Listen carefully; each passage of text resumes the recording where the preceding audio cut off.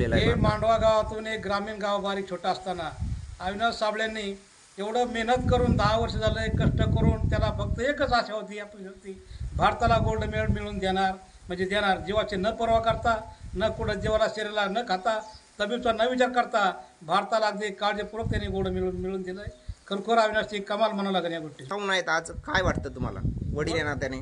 वडील नात्याने माझ्या मुलाने एवढी कर्तव्यगारी केली, मला भरपूर आनंद वाटतोय की पाहिजे तेवढा आनंद काय आणलंय, म्हणजे मोठा आनंद झालेला आहे. आता कधी अविनाशला भेटावं असं वाटतं, काय म्हणजे तुमची भावना आहे? आता एवढी मोठी भावना की त्याच्या संग कधी भेटावा, कधी त्याच्या संग बोलावा आणि चर्चा त्या संग कधी होईल आणि त्याचं कौतुक कसं पाहायला बघा भेटल ही मी आतुरतेने वाट पाहतोय. आता कधी भेटू. तर अविनाशने हे भारताला गोल्ड मेडल मिळवून दिलंय.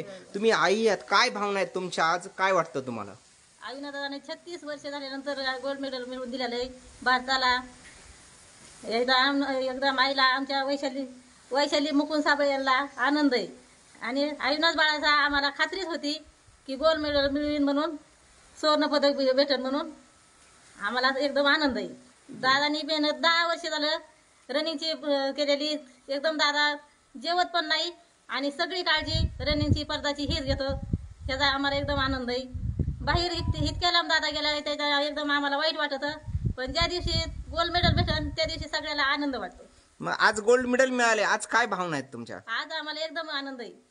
दोंडे साहेबांचे सर आलेले आहेत आम्हाला पेढा भरवायसाठी, एकदम आनंद घ्यायसाठी सगळ्यांना. आम्हाला त्यांचा पण आनंद झालाय आणि दोंडे कॉलेजचा एकदम दोंडे साहेबांचा आनंद आम्हाला पहिल्यापासूनच, पहिल्या सुद्धा आमच्या एकदम जुन्या घरी आलेले होते, त्याच्यापुढे आज पण